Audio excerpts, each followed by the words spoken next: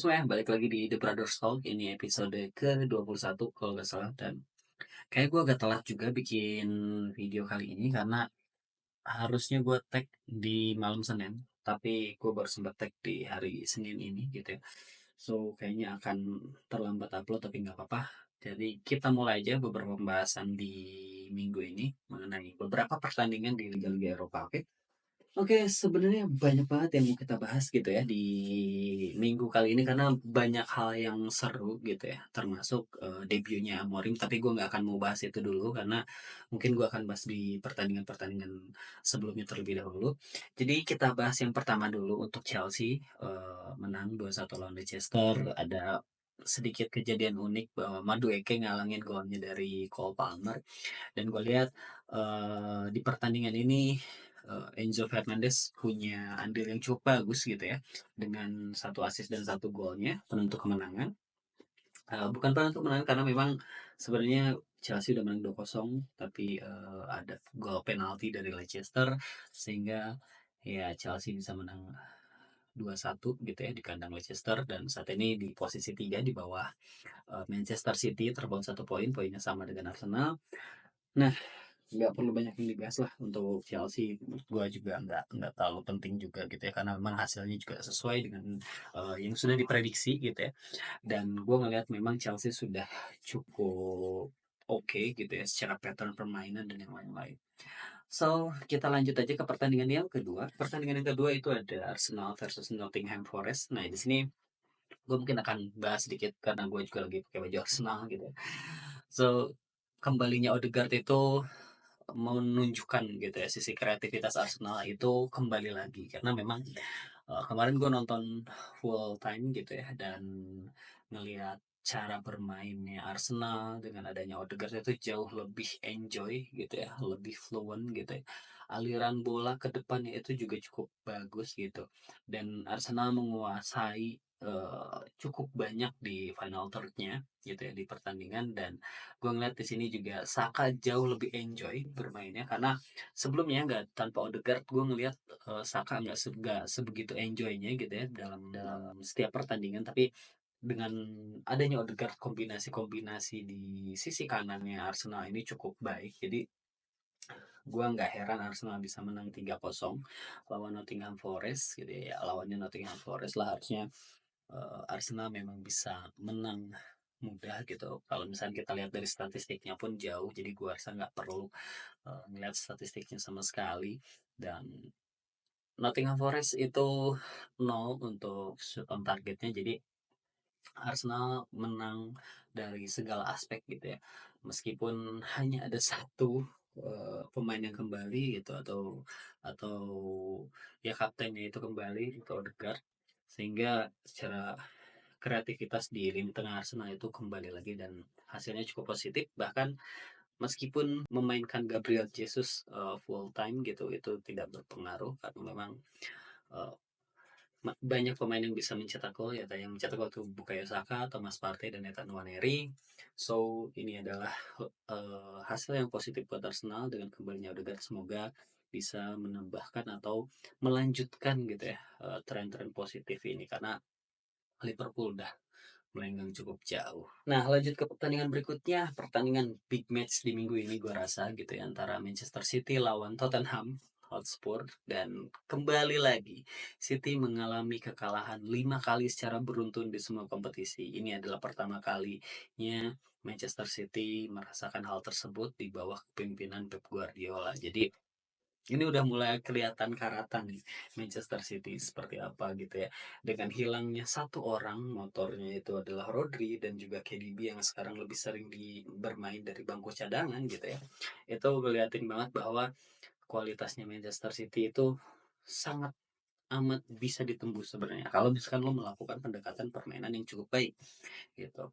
Which is itu dilakukan oleh Tottenham. Setiap kali Tottenham bertemu dengan Manchester City dan gue tahu gitu gue pun udah ngerasa bahwa setidaknya Tottenham ini akan menyulitkan Manchester City di pertandingan ini gitu ya karena memang kalau misalkan kita lihat gitu ya dari head to head 5 pertandingan terakhir include yang kemarin gitu ya dari total 5 kali pertemuan gitu ya, Spurs itu menang 2 kali, imbang 1 kali, dan kalah 2 kali. Jadi, imbang lah ya gitu mereka. Dan kemarin Spurs bermain cukup bagus, cukup efektif, dan pendekatan yang dilakukan itu pressingnya itu cukup bagus gitu ya. Jadi gue ngeliat di babak pertama, baik di babak pertama atau babak kedua sih, tapi terutama yang babak pertama yang gue sorotin itu City agak sedikit kewalahan ngeladenin pressingnya Spurs. Dan kita tahulah depannya Spurs itu pemainnya cukup cukup, cukup kenceng ya, karena dia pasang Hewingson, terus juga ada Solanke dan Kulusevski. Nah, Kulusevski itu bermain cukup bagus ya. Itu kemarin dia benar-benar baik banget permainannya. Dan secara keseluruhan gitu ya, Tottenham bermain cukup solid gitu dari lini belakang sampai ke lini depan gitu, sehingga hasilnya sangat positif.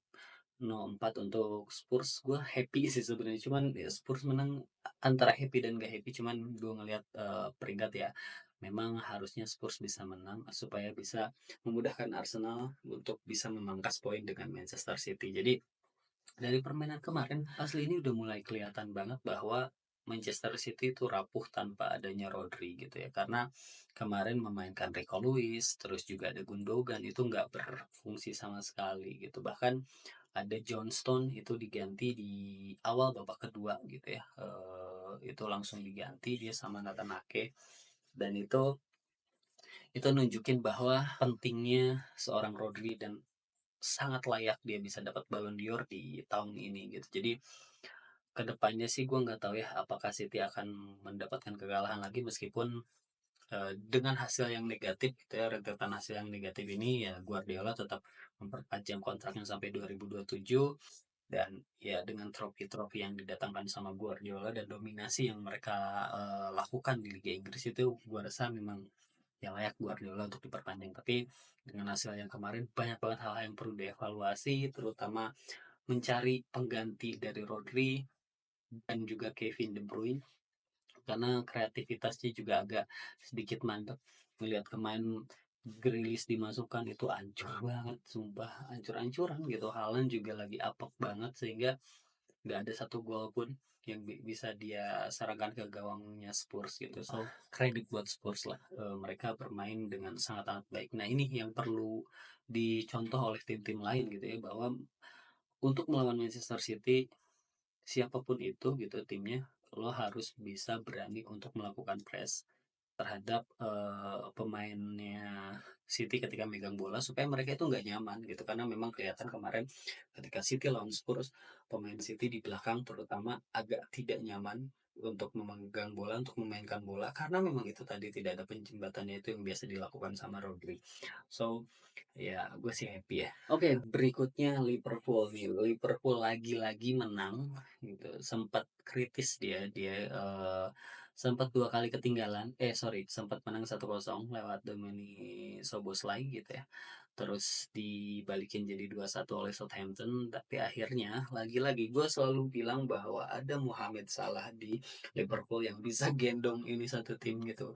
Jadi dia itu bisa ngasih satu pembeda gitu. 2 golnya dia, meskipun salah satunya penalti, tapi emang itu pure penalti gitu ya. Ini terbukti banget bahwa Salah itu adalah pemain yang sangat penting di Liverpool. Dan gua rasa tanpa Salah akan agak kesulitan gitu. Meskipun ya di musim lalu ada beberapa pertandingan ketika Salah ikut ke Piala Afrika, itu masih tetap oke gitu ya secara pemain. Cuman kalau ngelihat sosoknya dia yang bisa mengubah jalannya pertandingan, itu benar-benar sulit untuk tergantikan gitu. Ditambah ini akan jadi PR di musim depan untuk Arne Slot sebenarnya. Kenapa? Karena Salah belum disodorin perpanjangan kontrak. Dan memang gue udah bilang di beberapa video sebelumnya, gue rasa ini adalah musim terakhirnya Van Dijk dan juga Mohamed Salah. Kemungkinan mereka berdua itu pemain kunci itu akan pindah, entah itu ke Arab atau ke tim yang lain. Jadi ini harus segera cari penggantinya gitu ya. Arne Slot harus coba mulai black untuk melakukan transisi dan coba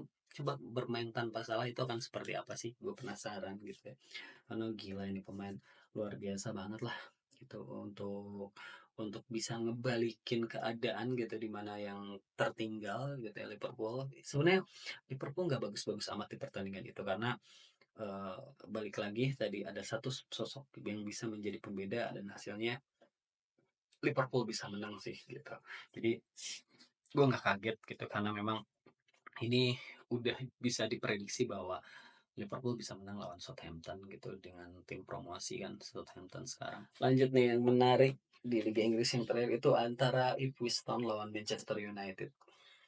Gue ngelihat ya ini sempat mengejutkan, sempat eh, muncul asa untuk apa untuk fansnya MU gitu ya karena mereka bisa mencetak gol di menit kedua lewat golnya Marcus Rashford hasil dari solorannya Amad Diallo gitu ya, asis dari Amad Diallo. Dan kalau gue lihat sih sebenarnya gini ya, Ruben Amorim menerapkan 3-4-3 gitu ya, seperti biasa yang dia lakukan di Sporting Lisbon gitu, dia menggunakan double pivot.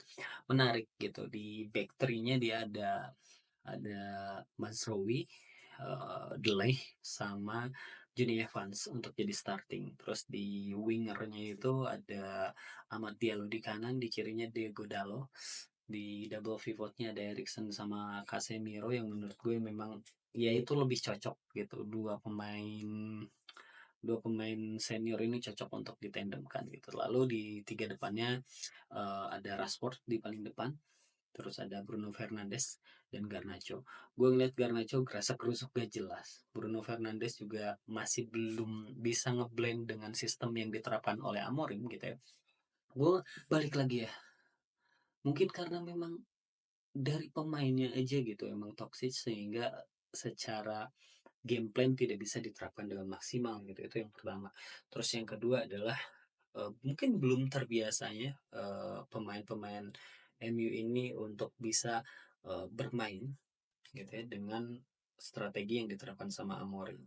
Kemarin itu Onana melakukan save yang cukup banyak gitu. Kalau lo nonton itu asli MU bermain, pemain MU ya, pemain MU itu bermain dengan sangat amat tidak nyaman dengan sistem tersebut karena memang mereka belum familiar dengan hal tersebut sehingga proses adaptasinya cukup lama, sehingga beberapa kali, bukan beberapa kali sih, bahkan banyak ya gitu ya, Amorim melakukan pergantian pemain gitu di situ. Ugarte masuk, terus juga ada Luke Shaw masuk buat ngisi lini tengah gitu, back tengah ngegantiin Evans gitu.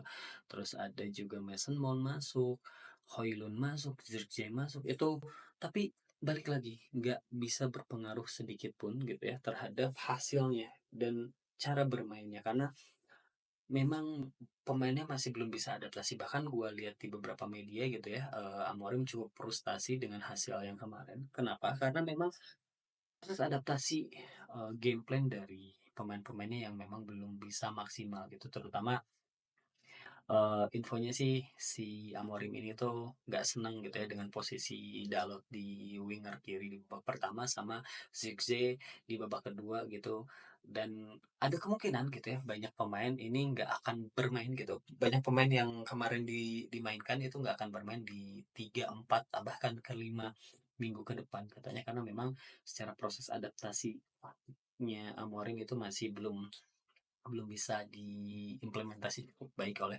para pemain MU. Jadi gue sih ngeliat ini butuh waktu dan ya udah waktunya Amorim bersih bersih sih menurut gue. Ini waktunya kalau kalau Amorim mau mau langgeng di MU, gue rasa ini harus bersih bersih pemain dan coba coba cari pemain baru. Ya ya contoh aja Chelsea seperti itu ya, harus ada resiko yang ditanggung gitu ya. Ini juga harus jadi salah satu pertimbangan untuk Ineos gitu ya untuk melakukan perubahan sesegera mungkin.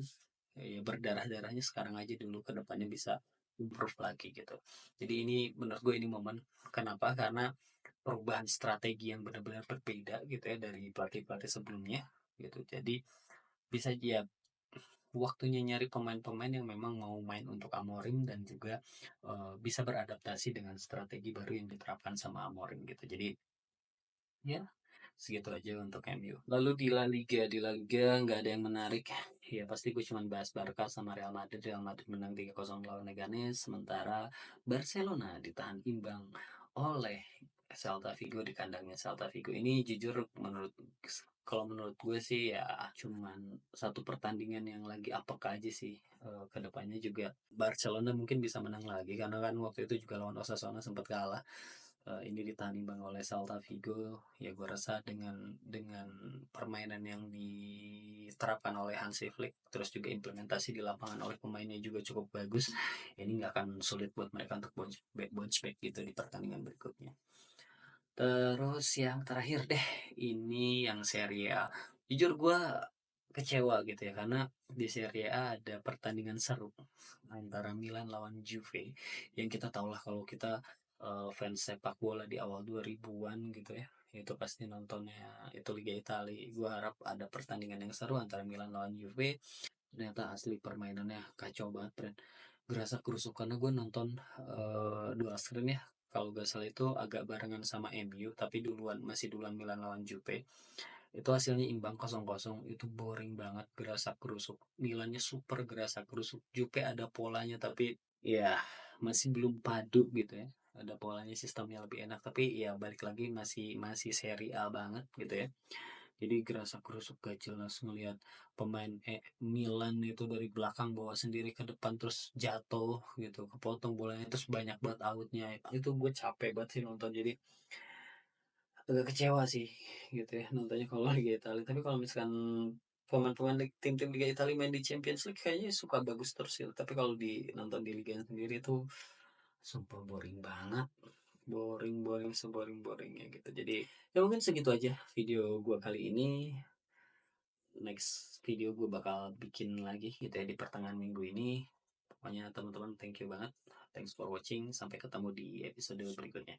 See you.